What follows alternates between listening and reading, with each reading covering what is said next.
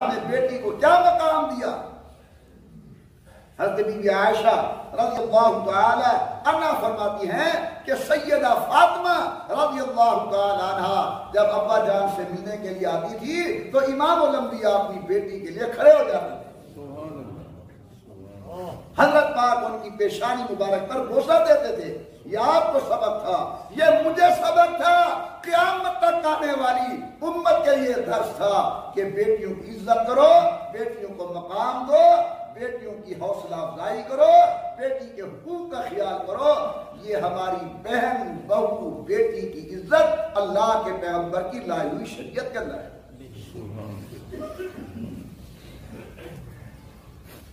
جمعے کا ٹائم بڑا مختصر ہوتا ہے، کہنے کو بہت چیزیں ہیں، ذرا اللہ کی غیرت کو دیکھیں۔ اللہ نے قرآن کریم کے اندر آپ کی اور میری بیٹی کے لیے قانون ارشاد فرمایا ہے، فرمایا وَلَا يَضْرِبْنَ بِأَرْجُلِهِنَّ، بیٹی اگر تو چل رہی ہے اپنا پاؤں زور سے زمین پر نہ مار، یعنی چلنے کے اندر تو انتہائی آرام سے چل، تیرے چلنے کا انداز ایسا نہ ہو کہ تیرے پاؤں کے زیور کی آواز غیر محرم کے کان میں پڑ جائے، عرش والے کی غیرت گوارا نہیں کرتی۔ یہ لفظ ہے قرآن کریم کے ولا یضربن بارجلہن۔ پروردگار عالم نے ہماری بیٹیوں کے لیے حکم فرمایا وقرن فی بیوتکن، کلمہ پڑھنے والی بیٹیاں اپنے گھروں کے اندر رہو، کلمے والی بیٹیاں پاؤں زمین پر زور سے نہ مارو، کہیں تمہارے پاؤں کے زیور کی آواز غیر محرم کے کان میں پڑ جائے، میری غیرت گوارا نہیں کرتی۔ اللہ کے نبی نے فرمایا مرد خوشبو استعمال کرے، عورت کو میں نہیں روکتا، عورت بھی خوشبو استعمال کرے، لیکن طیب المرء لا لون لہا وطیب المرأة لا ریح لہا، مرد ایسی خوشبو استعمال کرے جہاں سے مہک اور بو تو آئے لیکن رنگ ظاہر نہ ہو، عورت ایسی خوشبو استعمال کرے جس کا رنگ ظاہر ہو لیکن وہاں سے خوشبو نہ آئے۔ یعنی حضرت کی شریعت کے اندر عورت سینٹ عطر لگا کر گھر سے باہر قدم نہ رکھے، کہیں اس کی خوشبو کو سونگھ کر کوئی غیر اس کی طرح متوجہ نہ ہو۔ جن دوستوں کو میرے معروضات سمجھ آ رہے ہیں، ایک جواب دو، ایمانداری سے اللہ کے گھر میں بیٹھے ہو کہ ہماری بہو بیٹی کی عزت قرآن میں ہے یا نہیں؟ بولو، حضرت کی شریعت طیبہ میں ہے یا نہیں؟ امام الانبیاء کے احکامات طیبات میں ہے یا نہیں؟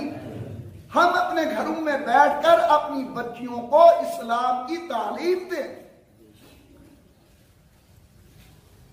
ہر آدمی پر ضروری ہے، مجھے بھی آپ پر بھی، کہ روزانہ شام کو زیادہ نہیں 5 منٹ کے لیے اپنے گھر میں بیٹھ کر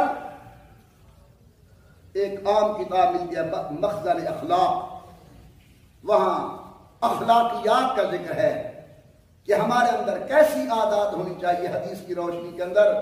صرف 5 منٹ بیٹھ کر اپنے بچوں کو وہ سنا دیا کرے تاکہ دین کا ماحول بنے ہمارے گھروں کے اندر۔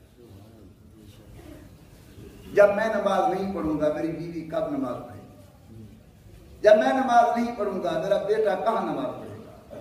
جب میں نماز نہیں پڑھوں گا میری بہو کب نماز پڑھے گی؟ میری بیٹی کب نماز پڑھے گی؟ گھر والی کب نماز پڑھے گی؟ واجب الاحترام بزرگوں، اللہ نے تمہیں ایک ذمہ دار پیدا کیا ہے۔ اگر کوئی خاوند ہے، بیوی کا سوال ہوگا قیامت کے دن، باپ ہے اولاد کا سوال ہوگا قیامت کے دن، قوم کا بڑا ہے قوم کا سوال ہوگا قیامت کے دن، پیر ہے مریدوں کا سوال ہوگا قیامت کے دن، استاد ہے شاگردوں کا سوال ہوگا قیامت کے دن۔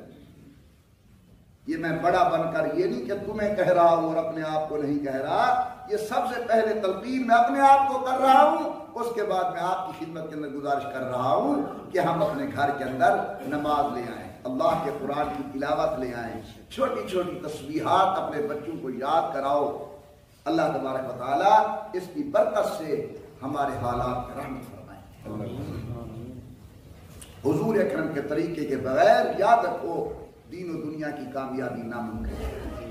جب ہم نے کلمہ پڑھ لیا حضرت کا لا الہ الا اللہ محمد رسول اللہ، ہم نے یہ اپنے زبان سے اقرار و اعلان کیا، تو اس کا معنی یہ ہے کہ آج کے بعد احکامات مصطفیٰ کے چلیں گے، ارشادات خدا کے چلیں گے، اللہ تیرا حکم چلے گا اور تیرے پیغمبر کا عمل ہماری زندگی کے اندر آئے گا۔ کیا کام ہے جو حضرت نے نہیں کر کے دکھایا؟ اچھا، نماز پڑھ کے دکھائی، روزہ رکھ کے دکھایا، حج کر کے دکھایا، صدقات و خیرات کر کے دکھائے، مسجد کا امام بن کر دکھایا، مدرسے کا مدرس بن کر دکھایا، منبر کا خطیب بن کر دکھایا، حضرت نے والد بن کر دکھایا، حضرت نے بیٹا بن کر دکھایا، حضرت نے سسر بن کر دکھایا، اللہ کے نبی نے داماد بن کر دکھایا، حضرت نے اچھا ہمسایہ بن کے دکھایا، حضرت نے مدینے کا بادشاہ بن کر دکھایا۔